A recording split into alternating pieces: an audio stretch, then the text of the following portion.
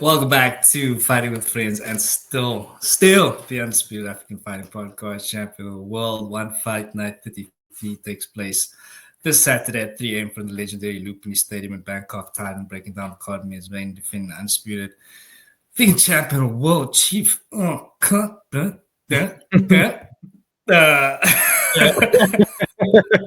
What's up? What's up? Let's give myself a. But Maldonado, how you say his name? Fabio Maldonado. Fabio Maldonado. Maldonado. What's up, PG? A lot of sound effects going on here, bruh. You know, See I take it. I you take all of again. it. We are here for one Fight Night 33, bruh.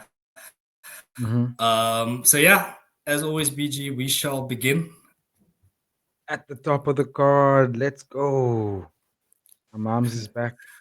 At the top of the card, yes, sir. At the top of the card, we have the ATOMWEIGHT Muay Thai Championship on the line here. We have Alicia Rodrigues, 27-year-old ATOMWEIGHT Muay Thai champion, defending the strap against Jana Pearson. The champion is 4-1 on a 2-fight streak. Only 4 title fights. Last time she beat Martina McManaman by 4th round TKO.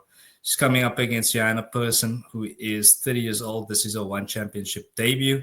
She's a former WMC Nordic, WMC European, ISKA, and WBC Muay Thai champion from 2023 to 2024. So yeah, the one championship have once again gone outside of the organization looking for someone to beat their champion here. Of course, she comes with a lot of accolades, as you could hear there, BG, but it seems to be that once these guys step into the ring with the one championship champions, they fall apart. So do you think it's going to be the same story here? Or do you think Miss Pearson has something for our girl, Alicia Helen Rodrigues? How's it going to go down, BG? I don't think anyone's got anything for our girl Alicia Rodrigues, which is the queen for real. I know we got Petija there, and that is the right fight to make is Petija versus Rodrigues. I don't know why they're giving her all these cans, to be honest. I was looking at some tape before we went onto our podcast, and I was looking at some tape on Johanna Pearson and watching the fight, and I watched the most recent one was last year, and I'm not impressed, bro. I was actually telling Tyler, I think Alicia's gonna eat this woman up easy. Like it's gonna be light work for her.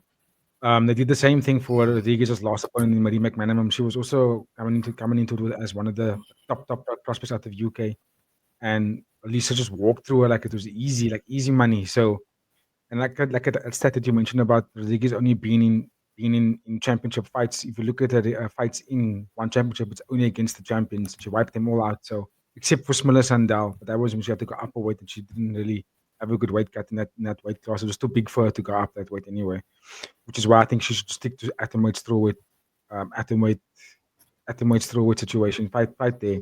But anyway, I don't know what Joanna Pearson's going to be able to do in this fight. To be honest with you, I know I'm trying not to sound biased, but like I really watched a few fights. You can check it on YouTube of Joanna Pearson and watch the full fights, and I'm thinking, have you seen Rodrigues fight? Have you seen how this woman goes? She don't waste time, bruh. She don't play games. There's no pulling punches here and leaving my head on the line. Rodrigues, with every move she does, it's time to put you out of there. And she's even getting better as she's progressing. Her last fight against Marie McManaman forced her to fight the 5 rounds. She's fought 5 rounds before, but not 5 rounds. She's fought 4 rounds with McManaman, but before that, she fought 5 rounds with some of the best stamp, Janet Todd. So she can go that distance, and she just gets better. And before that, she would sometimes slow down in round 4, round 5. But that fight against Marie showed me that she leveled up her ability to not rush so much, take her time, select the shots. She's got the power advantage over most of these women here. She's got the speed as well, and she's quite accurate. It's just about controlling that fire, not just letting those hands go. And he displayed that and made them look more dangerous. And that's why I was saying, give her Petija. That for me right now, that's probably the only woman athlete in one championship that would actually give her a problem in Muay Thai in that weight division is Petija. So, Jana Pearson, I want to wish her all of the best for this fight, but I think she's going to get smoked, honestly. How?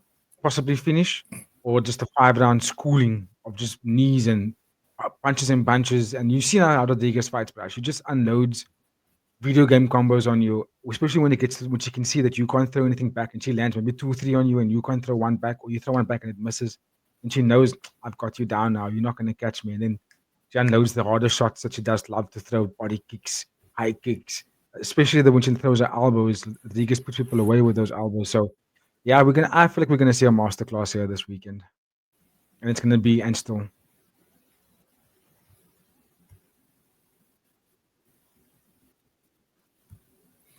Agreed, agreed. But yeah, ladies and gentlemen, if you have a different thought, let us know in the comments. But yeah, I think this is going to be business as usual for Alicia Rodrigues here.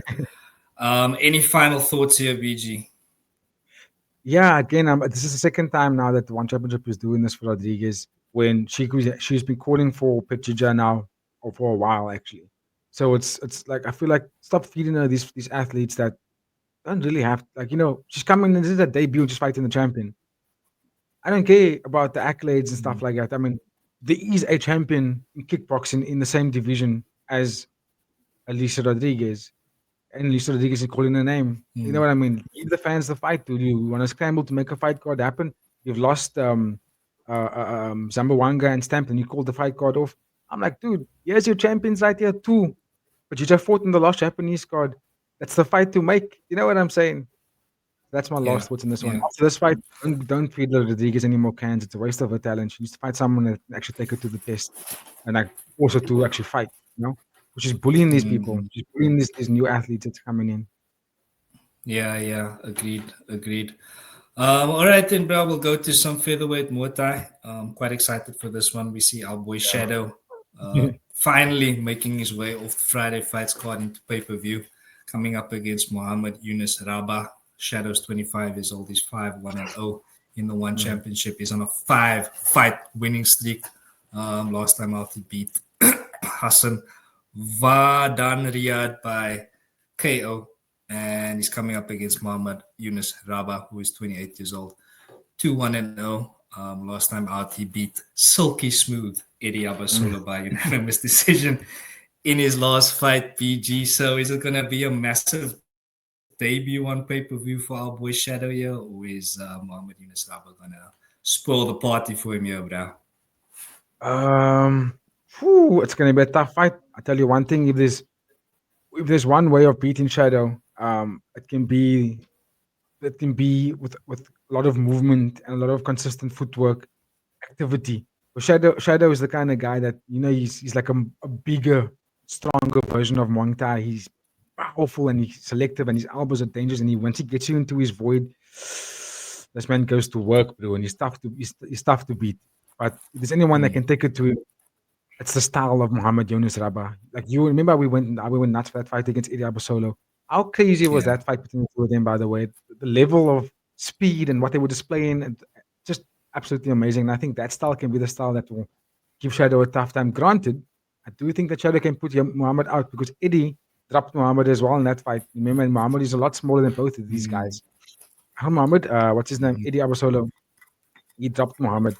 So I think Shadow is a lot harder hitting than Eddie Abasolo. And I think if he can get the fight into close quarters and not necessarily stay out in range, the fight's in his favor. Because when they fight out in range, Muhammad is taller, he's got the longer weapons, and he uses his weapons really well. He's very slick. He's very slick. He's got good elbows, fantastic counters. He also uses his range in a way that people are kind of falling into a hypnotism in the way that he moves. It's brilliant to watch. However, his style does gas him out. We did notice in that third round against Eddie, and previous fights before that when he fought Summerpicked as well, there were times where Muhammad Yunus got gassed, especially in that later rounds, because of those spinning techniques take a lot of energy out of you. So I think the keys to victory for Muhammad here is to stay on the outside, use his speed advantage, keep activity happening, keep attacking the body. You're gonna bring Shadow's arms or hands down, and then you can let those fast boxing combinations go. Because I do think he's got that advantage over Shadow. But that's a lot easier said than done when you got Shadow who's quite competent in keeping his hands up high. I mean, he didn't go on a 5-fight win streak for nothing. You know what I mean? He's been showing levels to his game in each fight. Where, for me, the one thing I wanted him to really show me that he was good at his defensive game, because I know going forward, he's super dangerous, dude. This guy can put you out with multiple weapons, a knee to the body, an elbow to the face, boxing combinations, high kick. He can do it all, but he does it at like one shot at a time. Bang, bang, bang, bang, bang. Whereas Muhammad is like, he's just flowing at you, and he's flowing. So it's a clash of styles, and I'm really keen to see which one will be able to implement the game plan better. I know that Shadow's got better durability, So it's this could easily also be a main event in any other card, to be honest with you. So I'm quite eat for this matchup, particularly because they're both ranked, if I'm not mistaken. I think Shadow is ranked number 4 something in the division, or number 3, somewhere around there, number 4 in that featherweight division. And I'm not sure if Muhammad is ranked, but I mean, if the website could show us a top 10 or a top 15, you would see these two guys definitely in that numbers. You know what I mean? That's how highly ranked they are. Yeah, it's a good fight. I think it's safe to say this could be a fight that could set either one of these guys up for a potential number 1 contenders matchup next. You know, they can like, it'll back up their argument to say, listen, I can fight for a title very soon, whoever wins here. Put it that way. Yeah, so you mentioned it is a case of styles make fights, and this is a great stylistic matchup. You said Muhammad Yunus Rabah as his keys to victory. So if Shadow gets it done, bro, what's that going to look like? How's he going to get it done? Is it just going to be a flash KO, yeah? Not a flash KO. Okay, so yeah, fair enough. How does he work his way to that knockout, bro? Yeah, so what I'm based on his previous styles, Shadow's probably gonna keep that guard very high, and he's gonna basically just track Muhammad down into a point when he'll get Muhammad into the ropes, possibly to the corner. And his way of working in like that is high guard, hard low kicks, high guard, hard low kicks. Just measuring him into that corner. Once he gets him there, you're starting to see unload his hard, his more powerful stuff, which is his elbows, gets you into clinch work. Shadow does a lot of good work when he gets in close. His opponent can't really move out of a corner or out of the ropes. You know what I mean? But that's also a difficult thing for Shadow because Muhammad's got fantastic footwork. He might be able to dance around Shadow for 3 rounds here. You know what I mean? He might even get the stoppage. Both guys are very, very dangerous for each other because the styles are opposite, you know, and it's, the styles can kind of counter each other in that way. So Shadow's keys to victory for me is closing the distance, basically making Muhammad fight with the back foot. Muhammad's gonna throw counter shots. He's gonna fight with the back foot because he's comfortable doing that. Shadow just got to be patient, keep his guard up, and not get caught in something wild. And then once he has Muhammad's foot or feet or not feet, his geography taken away from him, he has less place to move. Shadow can throw his heavy weapons there because that's where he has the advantage. Very, very nicely done, PG. And of course, you know, a lot of our viewers are betting, men and women. So give us a who and when here, PG. His final pick. Final pick, I would say this is a high level fight, bro. I want to say it goes 3 rounds. 3 rounds, Shadow wins by decision, but both of them can put each other out. Yeah. So, you know, when final verdict, Shadow by decision. Yeah, when you get to this point, where the guys are like this good at each other, right? And both of them are aware that they both have that kill shot in them. They can put you out. They both become more defensive, right? Especially because of what's at stake. Both of them are. I mean, Shadow's ranked, so there's a lot at stake here for both athletes. What's next? So you have to fight this fight very cautiously, not to the point where you're giving up rounds, but I mean, you have to also be very safe. You know what I mean? That's what happens when you get to these high-level guys. Yeah. Is that they go for the kill, but they're more calculated for the kill, which kind of results in the fight going very long. You know. Fair play, BG. So there you go, ladies and gentlemen. And that is why BG gets paid the big bucks here at Fighting with Friends. So take those bet slips and put Shadow on them and take it to the bank on Sunday morning, ladies and gentlemen. But yeah, BG, we will then move to another featherweight bout here. And here we see Ibrahim Dyakaev coming up against Pedro Dantas. Ibrahim Dyakaev is 24 years old. He's 2-0. Last time out, he beat Magomed Akayev by split decision. And he's coming up against Pedro Dantas, 22 years old. This is his one championship debut.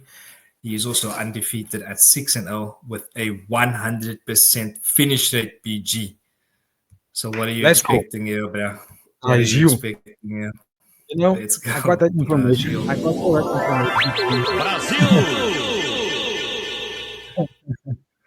got all that information from Pedro on pretty much just on the website, right? Then I was like searching mad to find tape on this kid, and I'm like, "There's no tape on this, bro." You type in Pedro Dantas highlights or film tape on MMA, whatever. They give me João Pedro that plays for Brighton. I'm like, "What the hell? Why am I getting 50 highlights?" It was hard to find tape on him. Very difficult. won't be able to really give a full breakdown on him. I don't know what his style is like, but if you have 6 fights, 6 finishes, I don't know if that is submissions. I don't know if those are knockouts, but I mean, he's finishing fights, right? And Ibrahim Dyakaev we've watched him fight now a few times, right? I mean, the 2 times that we did see him fight was last year and this year, and he can crack. This kid can fight. He's very creative. He's got the axe kicks and the all the wild dynamicness about his strike and jumping knees and really cool. And also he has very good anti-wrestling as well. I mean, when he fought against Magomed Akayev took it to him and made it a wrestling fight, boxing fight, made it a full MMA game, and he didn't allow Ibrahim to settle and do his his fancy stuff that forced him to grapple as well. And I was quite impressed that he was able to reverse some of those grappling exchanges, even though you and I thought it was quite close. We could have easily gone to Magomed as well because he was really doing well. Ibrahim was defensively sound. He was even looking for submissions when he was getting taken down. So overall, like he's a really good fighter. He's a really good MMA fighter as well. And that style is like a style that we find amazing when we think about someone like Umar Nurmagomedov, for example, top of my head. It's good at grappling, competent in the striking, and you can kind of do it all. And that's what you get in Ibrahim here. So I'm gonna probably say he's gonna win the fight. I was at first gonna say they're feeding him someone here, on the night. They're going to feed Ibrahim someone here so that we can build up this character and he can maybe go take on Akbar Abdullayev. That's probably because Akbar smoked Dakay like he was nothing. So they're probably needing to find someone that can take him on, right? And Ibrahim seems to be the kid that they're trying to build up here. So let's see. I'll be very, very happy if Pedro comes in and shocks everybody and puts on a massive knockout in the first round. It'll be insane because I'll be like, okay, now I can see why this man's got a 100% finishing rate. But I just feel my guts just telling me that Ibrahim is going to go in there and tap him out maybe in the first round or knock him out in the first round. Yeah, so there you have it, ladies and gentlemen. This one's set definitely not to go the distance if the stats are anything to go by anyway. But yeah, let's go, Pedro Dantas. Show us something. Let's go, Pedro. The debut here. Yeah, bro, let's have some excitement on the card. Bit of an upset there for the bookies, I mean, 100% finish rate. Exactly. The numbers don't lie, bro. The numbers don't lie. Exactly. Do you have any final thoughts on this one, BG? Just fun to see it. Just fun to see some MMA, especially this division in one championship. But it's a fun division to watch. In fact, the featherweight, the bantamweight, and the flyweight division, even going all the way to the strawweight division, there's some fun MMA fights there. We don't see it enough. So when we do get it, it's quite a treat. So I'm looking forward to this one. Yeah, there you go, ladies and gentlemen. Enjoy this one because it is a rarity, and hopefully the One Championship can do something to make this a more frequent occurrence. But anyway, we will move back to some Muay Thai here in the bantamweight division. We have Vladimir Kuzmin. He's coming up against Stephan Karodi. Vladimir Kuzmin is 27 years old. His record in One Champion is 3-3. Last time out, he lost to my boy Sua Black by unanimous decision. And he's, of course, been in the ring with the best of them, such as Jonathan Haggerty, the Elbow Zombie, Muay Thai. Lost in very close decisions there. He's coming up against Stephan Karodi, who is 31 years old. His record in One Championship is 1-2. Last time he beat Katsuki Kitono by unanimous decision. He's also lost to my boy Sua Black and Alexei Aliko before that. Both of these guys been in the ring with Sua Black. Both of them lost.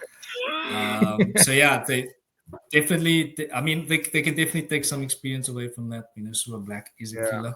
BG, who and why? Yeah, this is gonna be a fun fight. I'm telling you now. Stephan Karodi, his record doesn't really speak a lot about who he is. He's a very good fighter. He's tough as nails.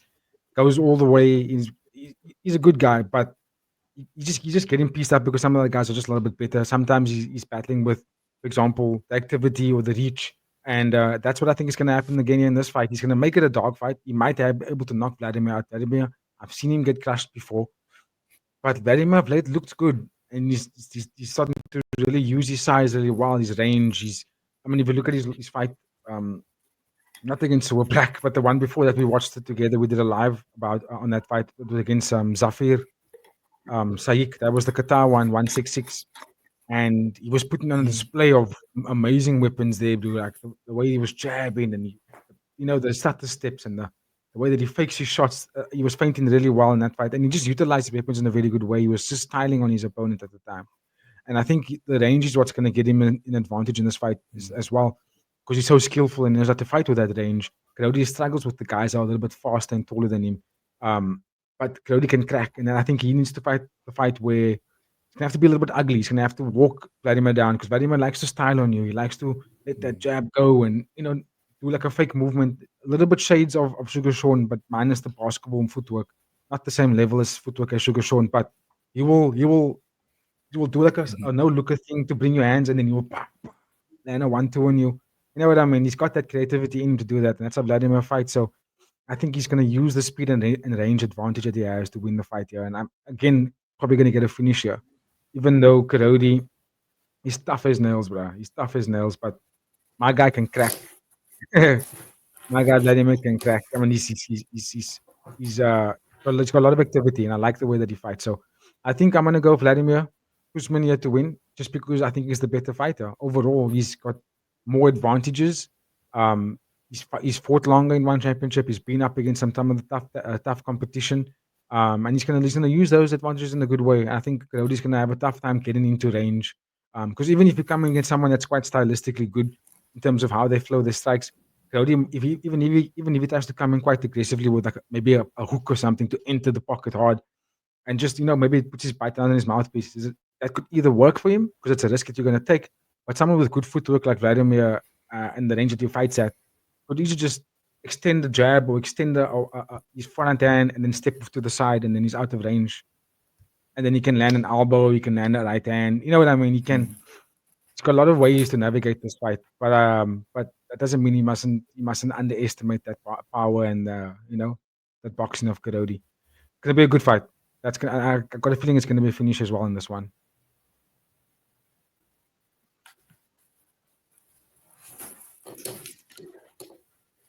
Yeah.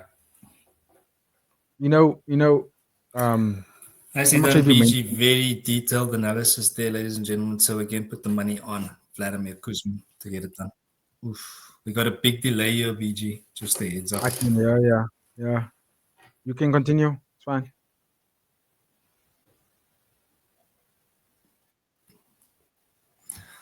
Okay, yeah. So yeah, there you go, ladies and gentlemen. And if you have any thoughts on that one, let us know in the comment section. Then we'll move to some atomweight MMA. Here we have Chichiro Sawada coming up against Macarena Aragon.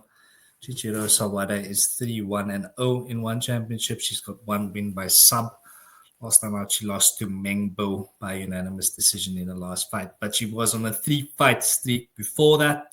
She's coming up against Macarena Aragon. She is 1-1 in one championship. Last time out, she beat Jihan Radzuan by unanimous decision. And she's also lost to Ayaka Miura before that. VG, exciting fight on the cards here. Yeah. I was just wanting to play out, bro. Atomweight's always a fun time. So, yeah, let us know, bro. No, 100%. Considering that this is also a fight for, getting a place in that top 5 ranking. Chihiro is currently ranked number 5 in the Atomweight MMA division. And I think we are going to have a title fight. Zambawanga is going to defend the belt, probably against Ayaka Miura in November. So I think this is a good fight in terms of timing, because then, the winners here can start calling out shots in terms of that division. She lost against Mengbo. But I remember watching that fight, and I was actually surprised at the result. I was like, wait, how did she lose this fight again? So maybe she can get the run back. If she wins this fight, she can get the run back with Mo Bang. But she's going to take on someone that's aggressive and very good wrestling. And she goes ball to the wall. When Macarena lost the fight against Ayaka Miura, you and I also, again, we watched that fight live. And we watched that fight live, and I said she's going to get taken down and she's going to get beaten up and get submitted in the first round, and that's exactly what happened. And then Aragon came back and fought against Jihin, who's again top contender in the Atomweight division. And I thought, how is she going to get past Jihin? Shadowcat is really good, and she nullified Shadowcat, took her down, dominated her, basically had an easy game. It was field day for her, and then we were able to see what Aragon actually has, like what is her weapons, wow, what is her style. let's get to see what she can do. And I like the way that she wrestled. It was very high level actually because she nullified a top striker in Jain. So I was like, okay, this is gonna be a good one. And Chihiro Sawada is gonna have to keep her hips far away because once if she gets taken down, which I think is very likely in this fight, we might see her lose a number 5 ranking. It might go to Macarena Aragon because Macarena is bigger. She's going to come in with height and size advantage here. Boxing is not great. Striking is very uncomfortable, and Chihiro can strike really well. She can stay on the feet. She's got good speed on her. She's going to come in a little bit undersized in this fight, in my opinion. But if it goes to the ground, I'm keen to see what Chihiro does. She has got some jiu-jitsu on under her belt. So let's see. Maybe she can wrap up some kind of submission if she gets taken down. But honestly, I think Macarena Aragon's going to bully her. I think Macarena is going to utilize that wrestling and possibly get a finish in the 3rd round, or if not, she's just gonna dominate her on the ground for 3 rounds. Yeah, fair play, BG. And yeah, ladies and gentlemen, if you have any thoughts on these ladies, let us know in that comment section. BG, any final thoughts from your side on this one before we move to featherweight Muay Thai? Yeah, no, just super hyped for it. Super hyped for to see some rankings moving in MMA. Excited to see some fighters fighting for something, and yeah, that's just what I'm keen to look for because that's gonna make for a good fight. So I'm excited for that one. Yeah. For sure, bro. Okay, then we'll move to the aforementioned featherweight division. And this is a very exciting fight here. Probably the one I'm arguably in my mind most excited for. We've got Nontachai coming up against Abdullah Dyakaev. Nontachai is 3-0 in the One Championship. Last time out, he beat our boy and long-time listener of the podcast. Shout out to you, Ariane Esparza. You'll get this one back, I'm sure. And he did defeat Dimitri. Hell yeah, bro. He defeated Dimitri Kovtun before that. And he's also beat Alessio Malatesta. So some really big names under Nontachai's belt here. He's coming up against the aforementioned Abdullah Dyakaev, who is 23 years old, 7-1 One Championship. He's got 4 wins by KO, 1 by TKO. He's on a 3-fight streak, and last time out he beat Simon Peck by 2nd round TKO. So some really great numbers on the side of Dyakaev here, but yeah, Nontachai coming in with a wealth of experience and a great resume. So like I said, bro, super excited for this one, but BG, as far as the X's and O's go here, Brian, it's very, very important featherweight Muay Thai bout. How's this one going to play out, bro? Yo, this is going to be a crazy fight. It's a big matchup for Abdullah Dyakaev, right? Because he beat Simapet and he was begging for a contact and getting himself into the big leagues. And I think this is that fight, dude. This is that opportunity for him. I don't know. Let us know in the comments if Dyakaev has got a contact already after beating Simapet. But I do think this is a level up. Because I do think that Simapek is a little bit, even though he's only 30 years old, I do think that being on a 4-fight slide and he's kind of down for me at this point. Nontachai on the other hand, he's not. He's on the up and he's taken on some, like you mentioned, some top names and fought really well. That fight against Ariane Esparza, I was really impressed in that one. He was really taking it to Ariane. Shout out to Ariane again, but he was really taking it to him in that fight after that first round. And Dyakaev is hella dangerous, right? This kid, you saw what he did to Simapek. Yes, he got dropped in that fight against Simapek, but he came back and he dropped Simapek back, And I wanted to see him. I've always said this about the youngsters that are coming into the One Championship, so arrogant. Granted, Dyakaev has been fighting in the One Championship, right? It's not like he's been fighting only, 2 fights, 3 fights. His man's got quite a number of fights in the organization already. But there's this arrogance to these youngsters, right? So I'm thinking, I want to see what happens when they get cracked. What do they do then? When they really take a hard blow, how do they recover from it? And Dyakaev took a hard shot against Simapek and came back. So now I'm like, okay, he's not tasted that. He's felt what that felt like. Because when he lost against Yoda didn't drop him or anything. Yoda just beat him up and was more active than he was. In this fight, he's not tasted a hard knockdown. He's now felt what it feels like to be hurt. Now he's gonna go in there and I think he's the shorter fighter between the two, if I'm not mistaken. Nontachai is 5'10", Dakay 5'10". I think Nontachai is still slightly taller, especially in the way that he fights. He's got good long range weapons. for me, Nontachai is going to have to be patient here. He's going to have to not get into the dogfight too quickly. Because Dyakaev, you've seen him, like he's blitz, he's fast, he's got good combinations, he's very tricky, his boxing is great. He can attack you from different weapons. He attacks the carve, he'll throw in knees. He's just brilliant at it, right? Very creative athlete. Nontachai, on the other hand, he's powerful but more selective in the way he throws his combinations. Doesn't really put on the high pace the way Abdallah does, but very dangerous because he's more of a sniper. He's more of like when I throw something, it's gonna land on you. It's gonna land on you hard. I'm not just gonna try and barrage you with stuff. I'm gonna be more selective. He's got a good guard on him as well. I think Nontachai is gonna have to be very patient in this fight. Um, don't fall for the traps at the Dalaka. Just attack the legs whenever he's in your range. Keep your guard up very high. Make sure your body's nice and tucked. And then Dyakaev will do the work for you. He'll come to you and he'll present those opportunities for you. Because if you chase Dyakaev, dude, that kid will put you away. We've seen it. He's so dangerous. So you really have to make him present those opportunities to you. Because when you try to bully him, fight fire with fire, it's a tough fight. So I think Nontachai is going to have to play the patient game in this one. But if I must pick a winner, probably going to go with Abdallah Dyakaev, to be honest with you. I think he's going to go hard here. He's going to go ham on Nontachai. Hard to bet against Nontachai. It's hard to bet against Nontachai. Honestly, I want Nontachai to win. But I think the style that Dyakaev presents is the kind of style that's going to make Nontachai struggle. Because Nontachai isn't the kind of guy that chases and he's not the kind of guy that's going to style. He's not that kind of fighter, man. He's going to stay there, high guard. He's going to be very... Just watch the fight with Adrian Esparza. Adrian Esparza fights very high pace, lots of combinations, walk forward. And Nontachai was able to footwork him and reverse positions and have Adrian Esparza on the ropes. All because he was of his patient game and he just kind of stood in pockets. He didn't kind of just chase his opponent around the ring. He let them come to him. You know what I mean? So I think that's what we're going to see in this fight. But with the archive, he's dangerous, bro. It's hard to bet against him. Yeah, I'm super excited for this one, bro. Super excited. And yeah, BG, thank you for the analysis there, bro. Very in-depth. And yeah, if you are betting this weekend, bet responsibly. And also shout out to Adrian Esparza, like I said, long-time listener and big friend of the show here.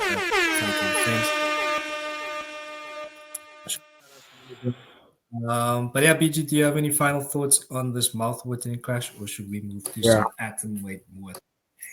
That one is going to be nail-biting, I'm telling you now. I mean, Nontachai is fighting out of Rodrigues' gym, so they might be able to game plan something really well against Dyakaev. He's only lost against Yodaku. Dyakaev only lost against Yodaku, right? So there's not a lot of tape to watch where you could see him in trouble. He's usually just dominating everybody. So it's going to be a tough fight, but it's going to be a very, very fun fight.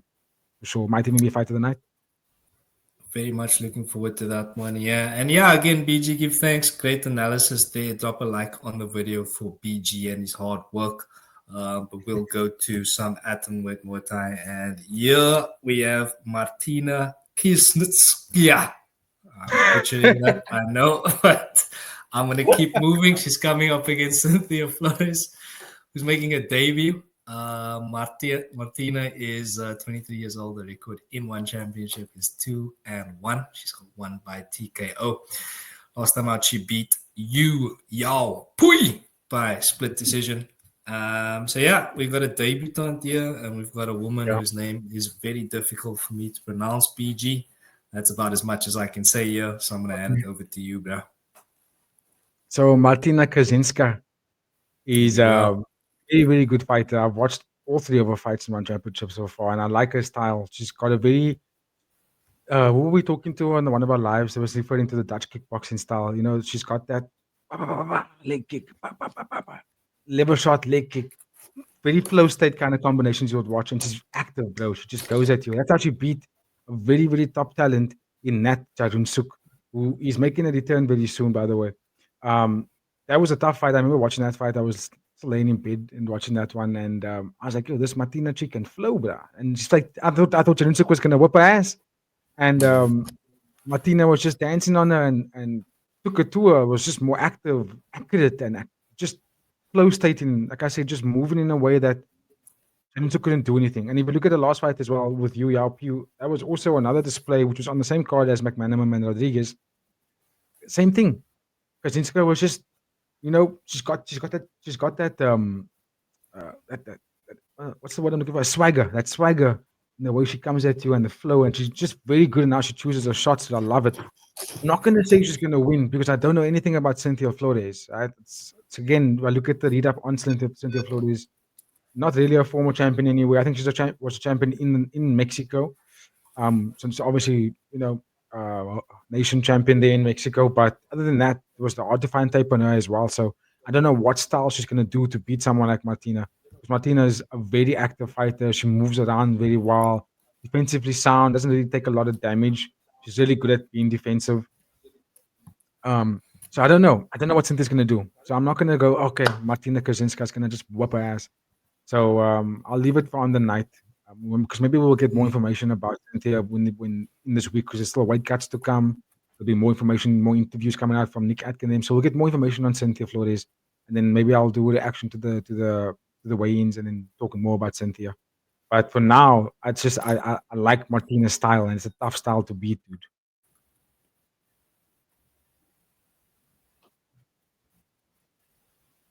Mm-hmm. So there you go, ladies and gentlemen. Don't place a bet on that one quite yet. And of course, big shout out to Nick Atkin. Hoping to get you on the pod one day, bro. But yeah, like and subscribe to Fighting with Friends, ladies and gentlemen. We will move to our opening bout on this fantastic card. We have Janlo Mark Sangyo coming up against Shinek.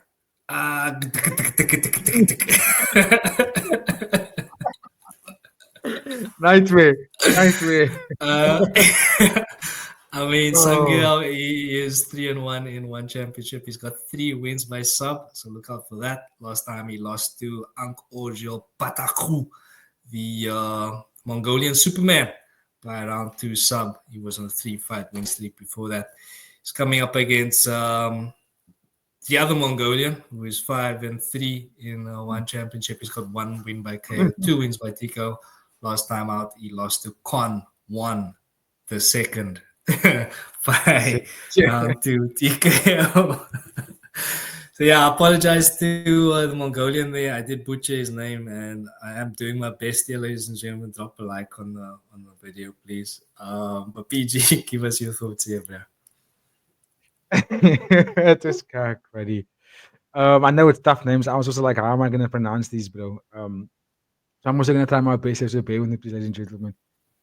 So how do I see this fight's going to play out? Janlo Mark is a good grappler, aggressive submission artist, goes for the legs, goes for the neck. Look, that fight against Ank Ogle was a fight that kind of highlighted where the wrestling pedigree isn't that high for both of these athletes, actually, because even the loss for Zetzik, if you look at his loss against Kwan 1 is not even nearly the size of Zetzik. Right? And Kwan 1 was able to piece him up, box the hell out of him, take him down, full mount him, and then elbow the hell out of him, bro, and just finish the fight right there. Right? And that didn't really spark a lot of confidence in me. He's got 1 finish in his career in 1 championship, and that was much earlier. No, he's got 2, sorry. That was much earlier. 3, but that was much earlier in 1 championship. He hasn't been fighting that frequently. So he's more of a guy that likes to. I'm talking about Zolsetzik. There we go. He's more of a stand-up boxing kind of guy, powerful like a brick. Throws a lot of overhand rights. That's what he does. That's his game plan. Doesn't really like to be taken down. This thing is not really that phenomenal, which surprises me because he's from Mongolia and those guys love to grapple. Also love to strike, but the grappling is usually where they top class, right? So I was a bit surprised to see that he was able to be taken down by Kwan 1. But Janlo Mark is a good fighter. Up until that Ank Ogle fight, he was doing phenomenally in 1 championship. And he also, grappling is his forte, but he strikes a little bit more to get to his grappling. He doesn't just shoot and then take you down, and then that's where we're going to play. He kind of works his way into the takedowns. So I'll give the advantages to Janlo Mark on the feet, although when it's on the feet, it's kind of fair game because both guys have the similar type of striking. They both get forward, get into the pocket, and then we're just going to Rocky Balboa versus Paulo Creed. And then whoever lands first, and we're going to, from there, we take the fight from there. They're both going to walk to the center and initiate a car crash, and whoever dominates or comes out best in a car crash is going to be the one to win. That's how much of a quintuplet is when they're on the feet. But as soon as it goes to the grappling exchanges, I think that's where the game's going to start favoring John Lowe. So I'm going to go with John Lowe, Mark, just because he's got more tools to win the fight. But he's going to have to be safe on the feet there, because I do believe that if his chin gets touched up by someone like Zetzik, he's gonna feel that power. Keep thanks, PG, and yeah, we'll definitely keep an ear out for how the name is pronounced. And on our recap next week, or on Sunday, Saturday, whenever it might be, we will get it right. But yeah, let us know your thoughts in the comments, ladies and gentlemen. Please like our video. But PG, that rounds out a very short card and seemingly a very short night at the office for us. We will be live on the night, ladies and gentlemen, so be sure to check us out. But yeah, BG, as always, we go to some final thoughts and a pre-fight rating for the card, please, sir. Yes, sir. So while you were holding up the last two fights, I noticed that the fight between Pedro Dantas and Ibrahim is a late replacement. Ibrahim wasn't supposed to be the opponent, it was supposed to be Fremenov. Or an Ilya Fremenov. So we have Ibrahim here. I'm not sure what happened there. And also, Pedro Dantas was in UFC Brazil. He's fought a few times in some of their cards. So that's probably where he got all those finishes from. So anyway, just wanted to add some of that information that I just found out there, because that does add to the hype of the card, actually. So pre-fight rating for the fight card, I'm going to go at the 8, because there are some really, really great fights here. It's just literally the opening fight for me is like, all right. But other than that, I think it's a good fight card. I think it's going to be exciting. I'm going to go with the 8, and I'm looking forward to it, bro. Looking forward to doing the live as well, getting into the banter. Sniffs, expect to see you there, Sniffs. Atam, all of you guys, pull through. We're going to have a fun time. There we go. Nicely done, BG. I'm going to go with 7 here. I am super excited for the shadow fight. I'm in Yunus Rabah. And then also, of course, the Dyakaev fight, which is said to be a banger. I'm assuming that score is going to improve because that's usually how it goes. So look out for that, ladies and gentlemen. But if you have made it this far, thank you so much for watching. Please like the video, subscribe to the channel, all those good things. And maybe even consider becoming a member. We got big things coming, so keep an eye out for that. BG, do you have any final words before we wrap it up here, bro? No, just thanks to everybody, bro. This is so much fun doing this. And I'm looking forward to some banger fights this weekend. And looking forward to some chats in the comments again. That was a lot of fun. Absolutely, bro. Give thanks.